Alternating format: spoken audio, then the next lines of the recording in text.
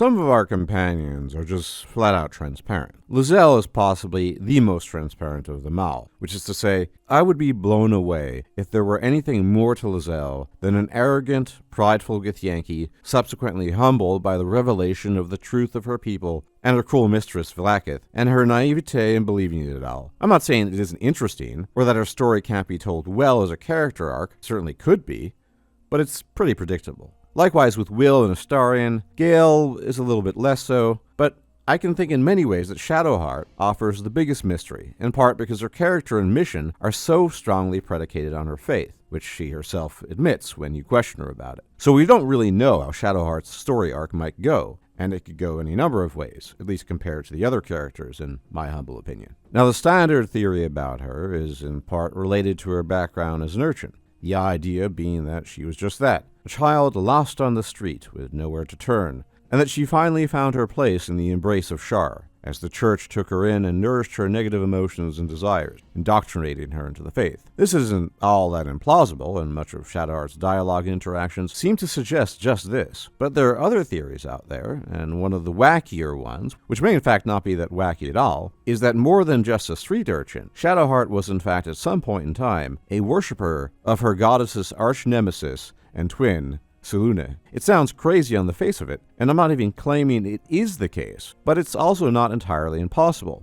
And here are some reasons why. It certainly is true that all Sharans receive a large measure of indoctrination, as much as any church in Faerun. And one could argue that Shar's church is even heavier on doctrine and indoctrination, as in the view of the church, all are servants of Shar and need to be subordinated to the one truth and its leader, who is none other than the goddess herself. Virtually all activities are sanctioned by the church, either for personal gain or ecclesiastical purposes, whether theft, kidnapping, murder, or destruction of property. As the deeply evil goddess Shar has no qualms about what she may do to achieve her goals, neither do her followers. Now, I mention this because there is a certain way that Shadowheart comes off that strikes me as a little bit more than basic victim of recruit-level indoctrination. And by this I mean the way she rattles off Sharan talking points, especially concerning Selune, seems almost artificially inflated and overly motivated as she confidently decries the quote-unquote Moon Witch. Of course, Selune is the archenemy of Shar, but when Shadowheart addresses Selune, it comes off as over-the-top and forced, which implies to me that she in fact might have been brainwashed more so than the standard Shar worshipper.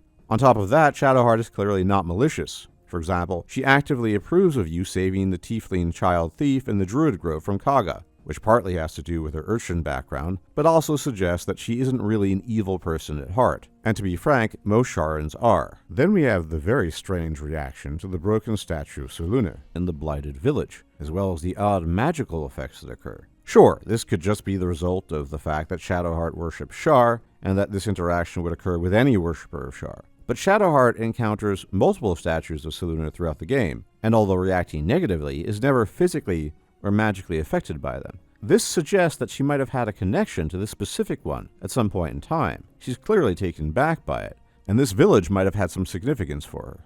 And finally, there's the issue of the memories, or lack thereof, which to my mind could be the most damning piece of evidence of all. It seems almost too convenient that this character has no memory of anything related to her past, all hinging on articles of faith and her belief that one day her memories will be restored, should she serve the faith appropriately and fulfill her mission. Rather, this seems deliberate beyond the standard protocol of the Sharan Church. Even though it is widely practiced, Shadowheart, more so than many, comes off as a pawn rather than as an agent. Could there be a reason why Shadowheart is particularly vitriolic towards Selune beyond standard Sharan doctrine? I think there could be, and how impressive would it be if it turned out, in fact, that she had formerly been a Selunite, who was turned to the dark side, so to speak. Now, I'm not claiming this is what actually happened, but the possibility is tantalizing, and it doesn't seem to be nearly as remote as one might be inclined to think, at least initially. Either way, something is there in those suppressed, or better put, obliterated memories that begs our attention. And this is why Shadowheart is, to my mind, the most compelling character, and why alternate theories about her are worth exploring.